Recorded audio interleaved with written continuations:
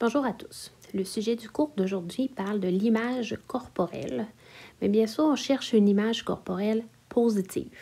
Cette image corporelle-là est bien sûr influencée toujours par l'entourage d'une personne et beaucoup par les médias.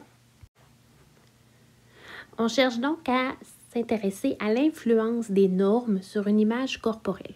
Une image corporelle, ça occupe une place très importante pour un adolescent puisqu'il y a beaucoup de changements qui sont vécus à l'adolescence, des changements qui sont beaucoup liés à la puberté, qui est une période où il n'y a pas grand-chose de stable au niveau de l'image corporelle parce qu'il y a beaucoup de changements qui se passent dans le corps. Puis, une période où on est beaucoup préoccupé par l'image qu'on peut projeter au niveau de la mode, au niveau des amis, au niveau de notre attitude. On est en recherche d'identité beaucoup.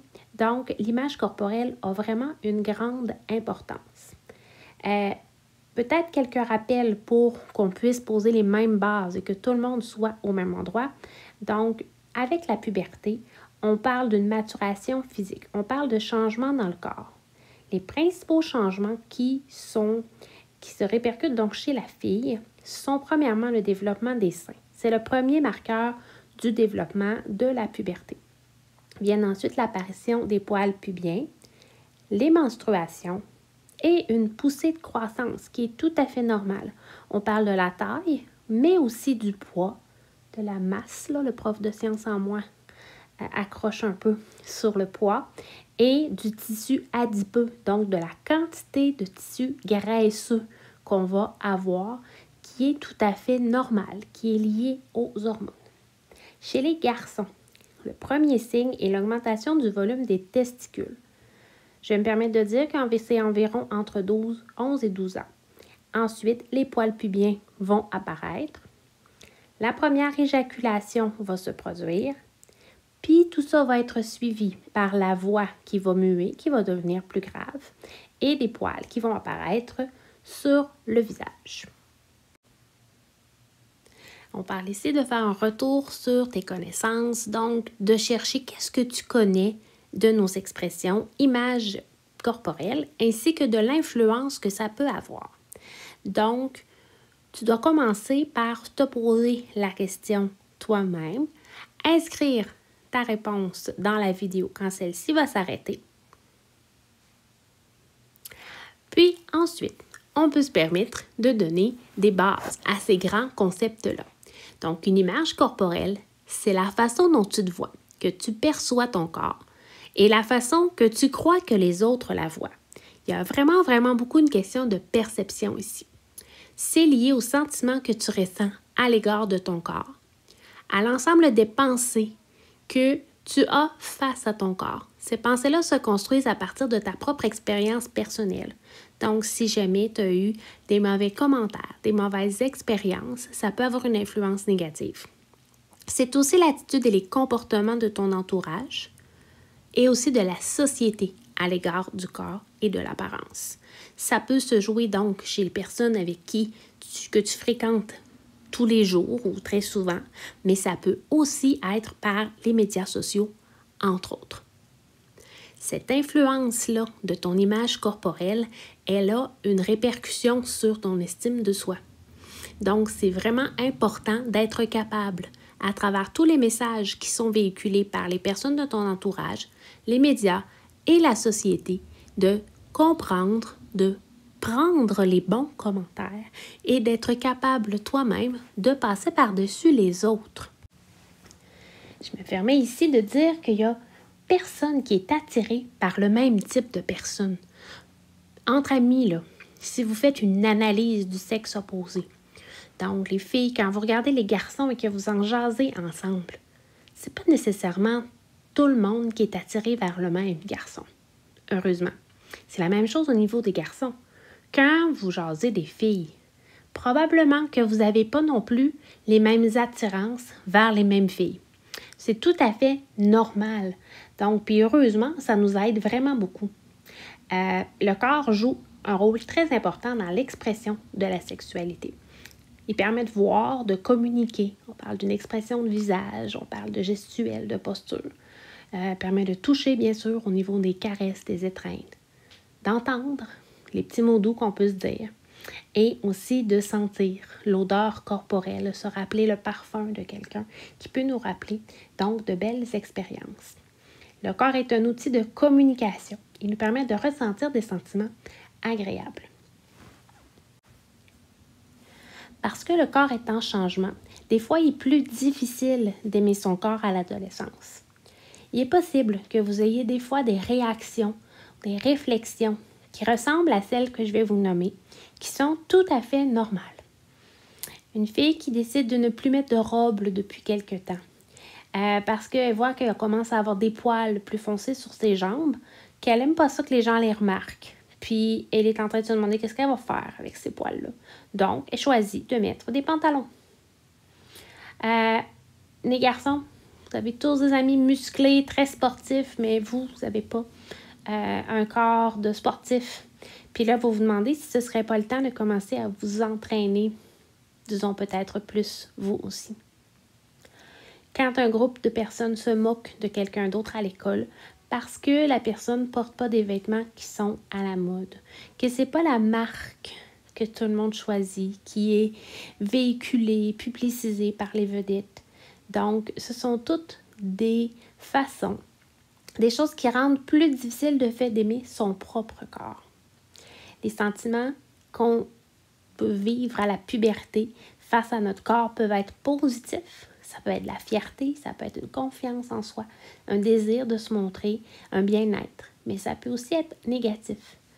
Un malaise, une gêne, une pudeur qui est peut-être plus grande que la normale ou simplement un isolement que l'on va vouloir pour donner à soi-même, puisque notre image corporelle n'est pas à notre goût.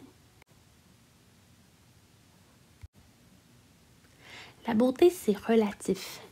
Donc, une norme de beauté, c'est des règles de conduite qui sont adoptées par une majorité de personnes, une société, un groupe de personnes.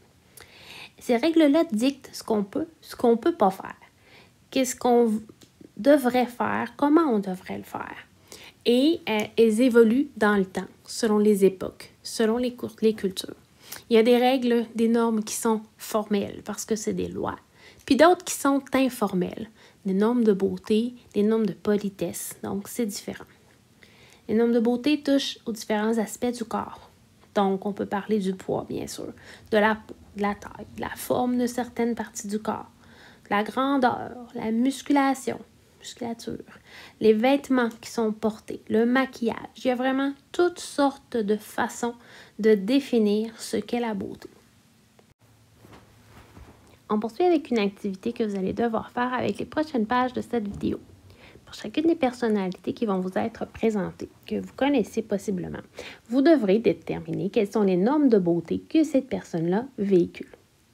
Vous avez du temps pour le faire. Il vous suffira de peser sur pause à la vidéo et de prendre le temps de répondre à la question par écrit. Donc ici, vous avez un rappel des normes de beauté avec les différentes parties du corps que l'on a nommées précédemment. En commençant avec les normes de beauté féminines, donc la question va apparaître dans quelques secondes. Prenez le temps de définir 2 ou 3 normes de beauté qui sont véhiculées par chacune de ces personnalités. Même chose ici, vous avez maintenant 2 artistes masculins que vous devez examiner pour déterminer leurs normes de beauté. 2 ou 3 par personnalité, encore une fois. Revenons donc sur vos réponses avant de s'intéresser aux impacts de ces normes de personnalité, de beauté que l'on vient de voir. Donc, chez les femmes, quand on parle de normes de beauté qui sont les plus fréquentes et les plus médiatisées dans la société, dans les médias, bien souvent, on va dire qu'une femme est belle quand elle a une peau claire, un teint bronzé peut-être, mais surtout sans imperfection. Pas de poils, pas de vergeture, pas de cellulite, pas de boutons, ce qui est extrêmement rare. Un corps mince, des lèvres pulpeuses, des cheveux lisses, une poitrine généreuse, bien sûr. Donc, ce sont toutes des façons qui sont véhiculées, là. Quand on va vouloir penser à un mannequin, entre autres, on pense à tout ça. Chez un homme, ben souvent le fait d'être grand fait une différence. Un corps musclé au niveau des jambes, des bras, des pectoraux, donc une allure athlétique. La peau bronzée, encore une fois, fait partie des normes de beauté véhiculées dans la société. On parle d'une peau avec moins ou sans imperfection. Donc, les poils au niveau du torse qui sont souvent enlevés. Les boutons de l'acné, on n'en verra pas. Puis aussi, chez les hommes, on voit beaucoup dans les normes de beauté le fait d'avoir une chevelure fournie parce qu'on sait que les hommes vont perdre leurs cheveux peut-être plus rapidement que les femmes. Mais il faut se rappeler que la perfection, ça n'existe pas et que ça reste toujours personnel. Donc, on le voit de plus en plus dans les médias, dans la façon que c'est montré à la télé. On voit de plus en plus des comédiens, des comédiennes, des chanteurs, des chanteuses qui ont, je vais me permettre de dire, un surplus de poids, qui n'ont pas la petite taille mince que l'on voit chez les mannequins, mais qui sont capables d'avoir de très belles carrières. Là, je vous parle de ce qui est médiatisé, de ce qu'on voit à la télé, mais c'est pas du tout juste pour eux que ça peut avoir une influence. L'influence, elle est partout dans nos vies à nous aussi. Donc, des impacts que des représentations de modèles comme les images qu'on vient de voir, on peut avoir sur une image corporelle, ben, premièrement, ça nous met une certaine pression de se conformer à des modèles qui sont souvent irréalistes. Je sais pas, j'ai une image là, qui me vient en tête, les Barbie chez les filles, là, qui ont un corps qui sont impossibles à atteindre, puis en tant que petite fille, on joue toutes avec ça. Stéréotypé mon affaire, là, certainement des garçons qui ont déjà joué avec des Barbies. L'absence de modèles qui reflètent la variété des corps, elle est pas très grande. Il y en a un peu, mais pas beaucoup. Donc, après ça, ben, quand quelqu'un sort des normes, il y a des risques de subir plus de moqueries. Une moquerie qui n'est pas bonne, qui n'est pas la chose à faire, mais qui existe malheureusement. Ça amène souvent les gens à développer des sentiments négatifs face à leur corps et leur apparence. Donc, leur estime de soi va en être éprouvée. Une dévalorisation de soi, c'est jamais bon. Et malheureusement, quand l'image corporelle qu'on a de nous-mêmes, parce qu'on se rappelle que c'est comment nous, on se voit, hein, c'est comment on pense que les autres nous voient, parce que dans le fond, on n'est peut-être pas si pire que ça. Je pense qu'on est toujours le pire juge pour soi-même. Bien, ça peut amener certaines personnes à avoir des pratiques dangereuses. Par exemple, de s'entraîner de façon excessive, de sauter des repas, de suivre des régimes de façon très drastiques ou des régimes qui ne concernent pas là, tous les groupes alimentaires et qui vont amener des carences. Ça peut être dangereux à long terme. Donc, il faut penser à tout ça avant de vouloir se comparer. Encore une fois, je vais utiliser les mannequins dans mon exemple. Cette comparaison-là, elle n'a pas beaucoup d'impact positif. Je me perfais donc une parenthèse qui nous ramène peut-être un peu plus à notre sujet de base, qui est l'éducation à la sexualité. Donc, si je n'ai pas une bonne image corporelle de moi-même, ça diminue mon estime de moi. Ça fait que je me sens moins bien dans ma peau, que ce que je véhicule comme émotion, c'est plus négatif. Bien, ça peut faire que je vais avoir plus de difficultés à entrer en contact avec les autres. Donc, ça peut être plus difficile de tous les côtés. Donc, ce n'est pas nécessaire d'être musclé pour être attrayant. Ce n'est pas nécessaire d'être mince pour être attrayante. L'important, c'est d'être bien dans sa peau. Avec donc ces images-là, une seule question. Pourquoi ce serait important selon vous de faire la promotion d'une diversité de corps plutôt que d'un seul corps? Pourquoi la diversité corporelle est importante dans notre société? Donc, vous pouvez répondre aussi, encore une fois, dans la vidéo qui va s'arrêter et vous reposer cette question-là. Nouvelle question pour vous. Les normes de l'entourage autour de vous, votre famille et vos amis, est-ce qu'elles sont différentes de celles qui sont véhiculées dans les médias? On souhaite que oui, mais peut-être que pas. Ce que j'aimerais que vous preniez le temps de faire ici, c'est d'y répondre pour vous-même. Comment vous vivez les normes de votre entourage?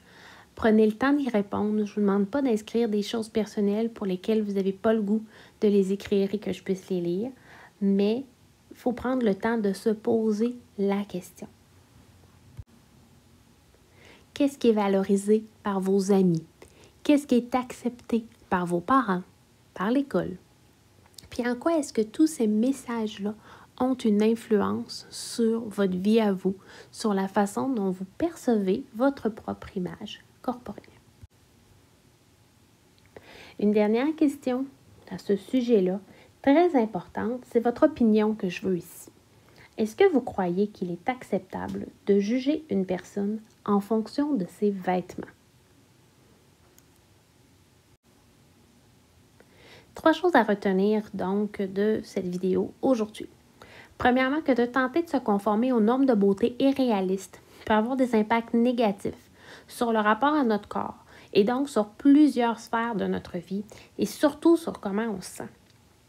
Les normes de beauté qui sont véhiculées dans les médias ne sont pas représentatives de la réalité. Donc, il faut toujours prendre le temps de prendre du recul, de se poser la question quand après on veut se comparer, ce qui est humain en soi, mais pas toujours aidant. Et finalement, la diversité des corps devrait être valorisée, autant que la diversité raciale ou la diversité d'orientation sexuelle. Donc, n'importe quelle diversité devrait pouvoir être acceptée dans notre société.